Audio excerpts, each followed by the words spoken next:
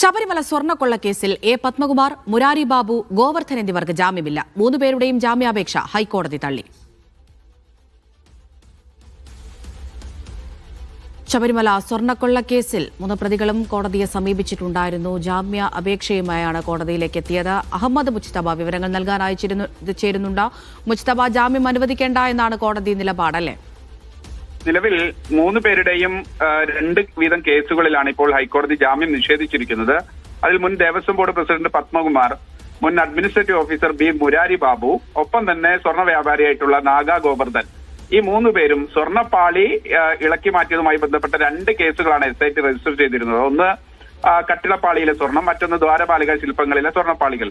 ഇത് രണ്ടും വെവ്വേറെ കേസാണ്. ഈ 2 കേസുകളിലും 2 അപേക്ഷകൾ വീതം 3 നൽകിയിരുന്നു. അതിലെല്ലാം ഒരൊറ്റ കോമൺ ഓർഡറാണ് ഇപ്പോൾ ഹൈക്കോടതി ഒരു സിംഗിൾ വാക്കിൽ പറഞ്ഞിരിക്കുന്നത്. അതായത് ഡിസ്മിസിംഗ് ദിസ് പെറ്റീഷൻ എന്നാണ് കോടതി പറഞ്ഞിരിക്കുന്നത്. അതിനകത്ത് എന്തൊക്കെ കാര്യങ്ങളാണ് കോടതി പരിഗണിച്ചത്? SITയുടെ കൗണ്ടർ അഫിഡവിറ്റ് ഉണ്ടായിരുന്നു, ഇവരുടെ വാദങ്ങൾ ഉണ്ടായിരുന്നു.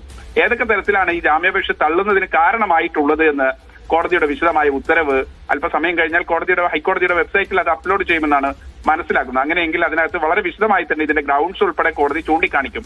മാത്രമല്ല, ഏതെങ്കിലും തരത്തിൽ ചില വിമർശനങ്ങൾ ഒരുപക്ഷെ മുൻകാലങ്ങളിൽ മുൻകൂർ ജാമ്യാപേക്ഷ ചിലത് പരിഗണിക്കുമ്പോൾ കോടതി ആ രൂപത്തിൽ SITക്ക് ഉൾപ്പെടെയുള്ള വിമർശനങ്ങൾ നൽകിയിരുന്നു. അതുൾപ്പെടെ ഇന്നത്തെ ജാമ്യാപേക്ഷകളിൽ ആ രൂപത്തിലുള്ള എന്തെങ്കിലും വിമർശനങ്ങൾ പ്രത്യേകിച്ച് സിംഗിൾ ബെഞ്ചിന്റെ ഭാഗത്ത് നിന്ന് ഉണ്ടാകുമോ എന്നതുൾപ്പെടെ വളരെ ശ്രദ്ധാപൂർവ്വം നോക്കേണ്ടതുണ്ട്. എന്തായാലും 3 പേരുടെയും ജാമ്യാപേക്ഷകൾ കോടതി തീർപ്പ് കൽപ്പിച്ചിരിക്കുന്നു. ആദ്യം തങ്ങൾക്ക് പങ്കില്ല എന്നതുൾപ്പെടെയുള്ള കാര്യങ്ങളായിരുന്നു.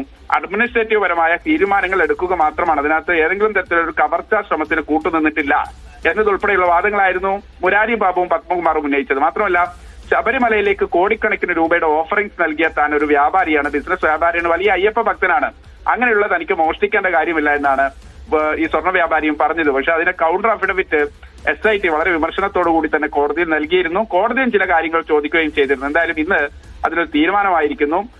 ഈ 3 പേരെ സംബന്ധിച്ച് വലിയ പ്രത്യേകിച്ച് നേരത്തെ വിചാരണ കോടതി തള്ളിയതിനെതിരെയാണ് പിന്നീട് ഹൈക്കോടതിയിൽ വരുന്നത്. ഹൈക്കോടതിയും ജാമ്യാപേക്ഷ തള്ളിയിരിക്കുന്ന ഒരു സാഹചര്യമാണ്. എന്തൊക്കെ ഗ്രൗണ്ട്സ് ആണെന്നുള്ളത് ആ ഓർഡർ പുറത്തു വരുമ്പോൾ മനസ്സിലാക്കും. അമൃത.